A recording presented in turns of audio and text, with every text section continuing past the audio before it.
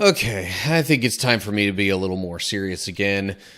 Now that election results have been established for a little while, and we're starting to see what could very well be on the horizon with all these nominees. I don't know if that's the official word in this case, but all these people that Donald Trump is saying he will appoint to various government positions and other plans of his and things like that. It's time we seriously sit down and think about what could potentially happen with all this. And to me, it doesn't look good. And what I find extra confusing about all this is that there are so many people I personally know who consider this to have been the best possible result. I get a feeling they don't really know what all could happen as a result of this.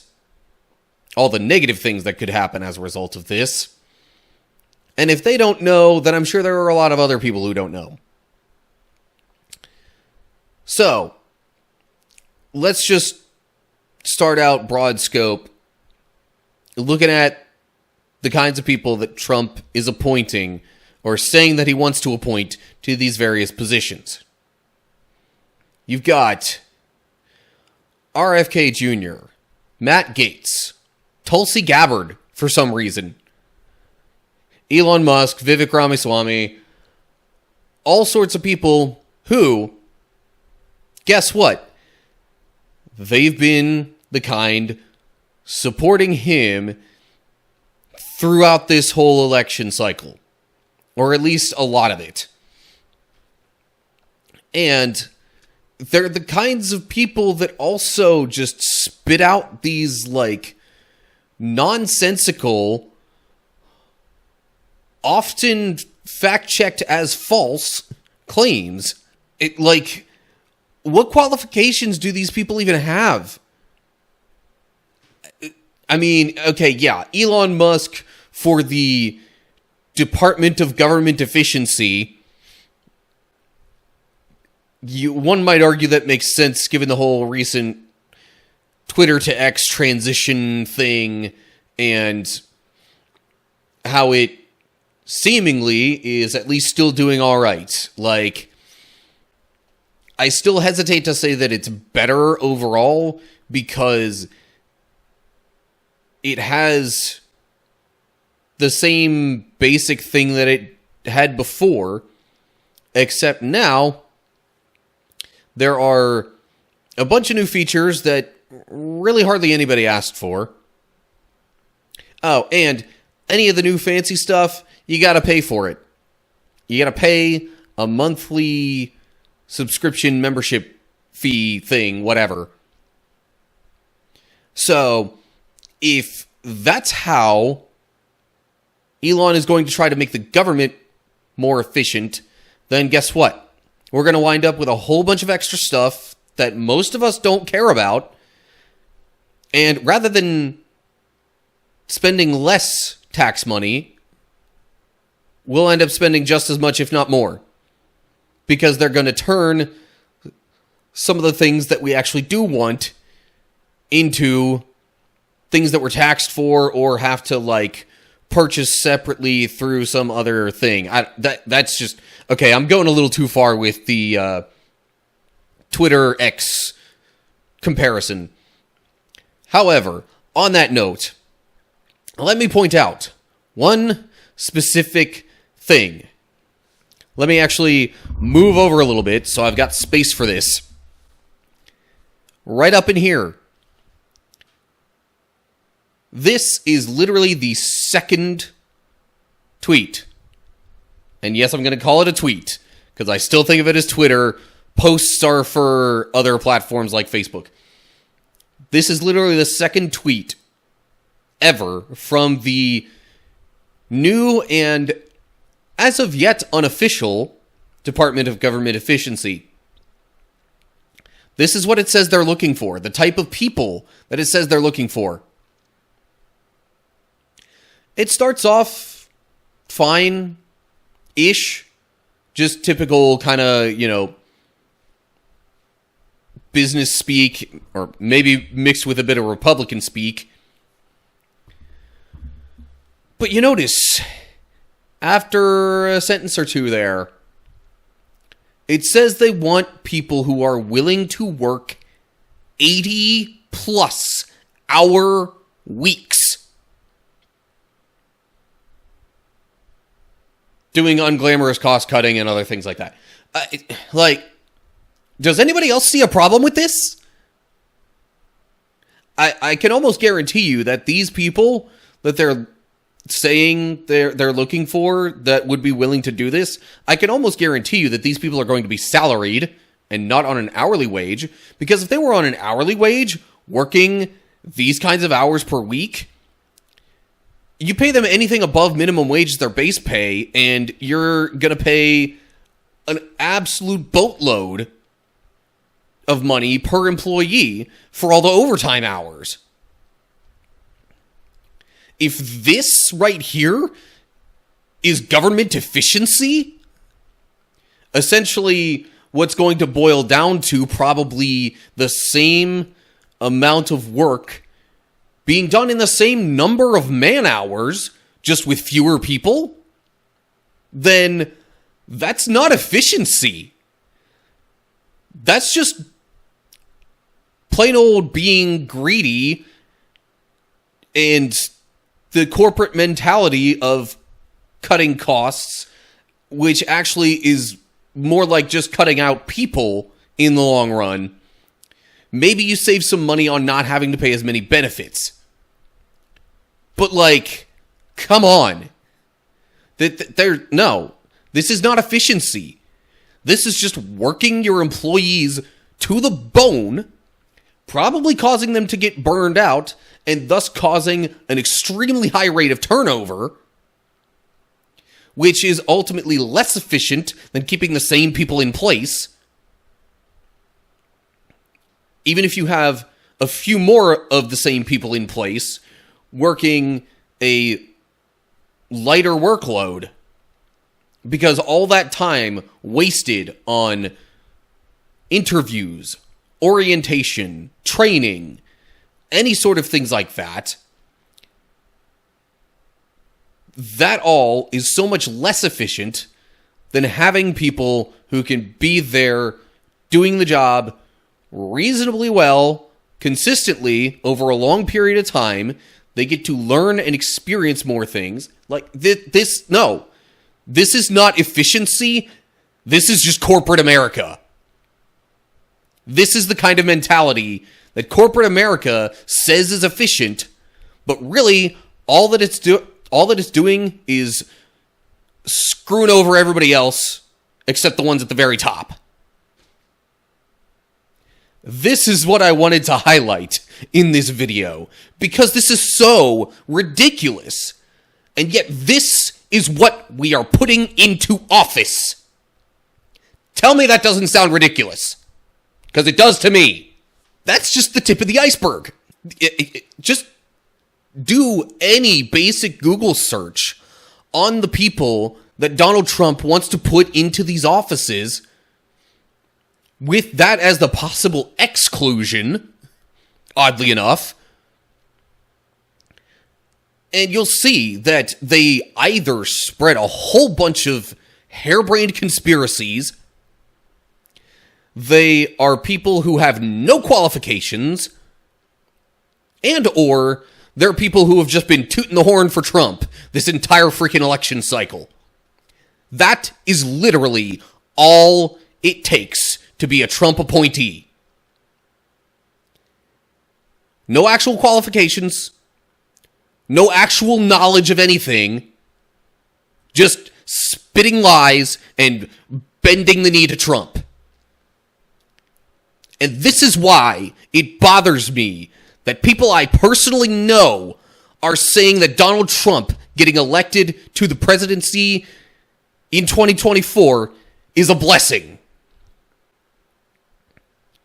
We elected the guy who spits hate, who has no clue what he's talking about, has concepts of a plan in a lot of different areas, but if it's anything like his last presidency, won't even be able to follow up on most of them. Although, maybe he will this time, because there are Republican majorities, or will be, in both the House and Senate, I believe. Either people are going to come to their senses in Congress and are going to stop most of what Donald Trump is promising, because they'll realize that, hey, this is, it's just absolutely bonkers. Or they're going to go with the Trump-serving hive mind, and they'll go along with all of it, and we'll probably get to see the absolute worst of all that Trump has in mind. All those tariffs that he wants to place. All that's going to do is make things cost more. If you recall, his first term, he said he was going to build a wall and make Mexico pay for it. Mexico never paid for it. He can't make Mexico pay for it. That's ridiculous. Part of a wall-ish structure was built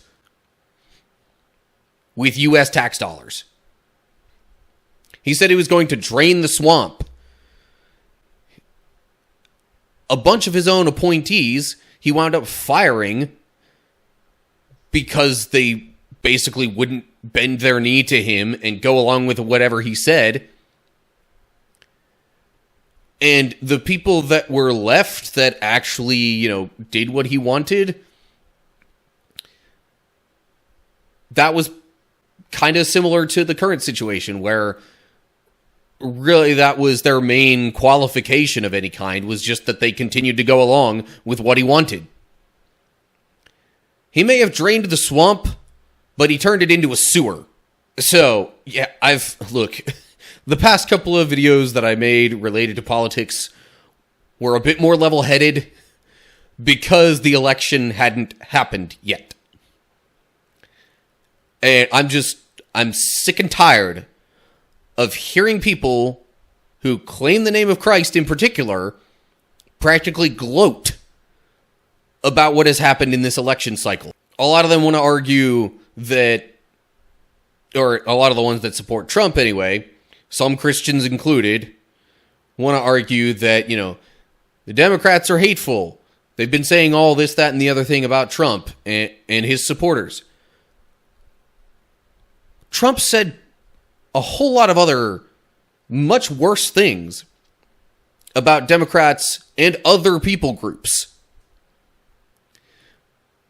All the memes about, Trump's mean tweets and whatnot, like, there was a basis for that. That didn't just appear out of thin air. And that was a thing way before Trump was accusing the Democrats of being divisive and hateful and all of that.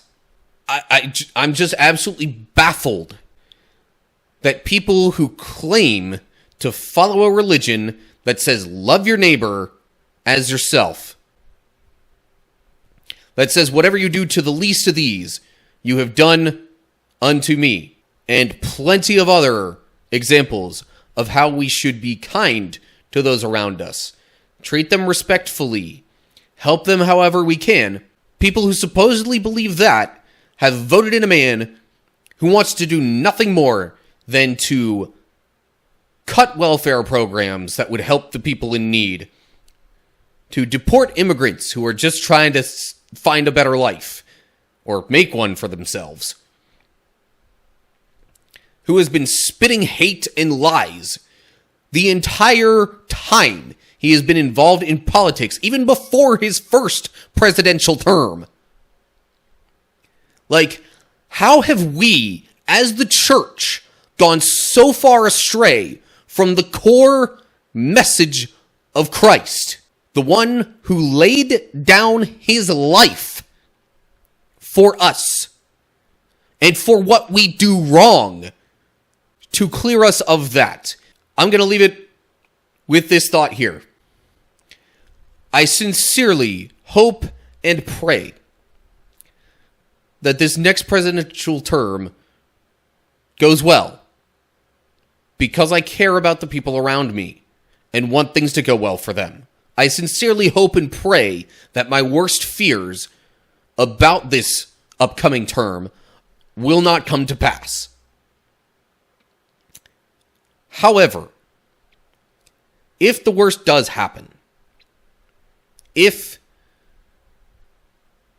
all of these hateful things end up happening, and our economy is tanked because of tariffs, and all this government efficiency stuff just adds a whole bunch of members to the unemployment tally, if that and more comes to pass, like I'm worried it will, I'm not going to say I told you so. Not because I didn't, because I clearly throughout this video have been telling you so. Now, the reason I will not say that, well, two reasons I will not say that. One, because it's not going to do any good at that point. But also, reason number two, and probably the more significant reason, is because if that all does come to pass, we are going to be so far up the figurative creek with nothing more than a flimsy little stick to try and paddle with, that we are going to have to put every possible effort into fixing whatever we can, into making up for the absolute travesty that I'm concerned might come to pass. The absolute dumpster fire that it could be. But one thing is for sure, we have got to figure out a way, as Christians in particular, we have got to figure out a way to get somebody else as the front runner. We have got to detach our wagons from Trump, his hateful rhetoric, and all those who are simply going along with it. And we need to hitch ourselves on to something more hopeful. If you think that, not talking about politics enough, or not being active enough in politics, or just, not, I'm going to air quote, telling the truth as it is, and loving our neighbor that way, if you think that has diminished the Christian witness, if you think that is why so many people want nothing to do with the church these days, you're sorely mistaken. And you will come to see that in the near future if we stick with Trump as the political front runner, saying that he stands for and agrees with and wants to defend what we believe in. Because I can tell you from personal interactions that I've had with various people across the world in my live streams, that what has diminished the Christian witness most is the hate that we have projected, and the fact that it absolutely flies in the face of what the Bible actually says that we're supposed to present and teach, and what it says should give people hope. The lack of that is what really has people moving away from the church in droves, because they see the outright hypocrisy of it all. And they see that it's not worth following.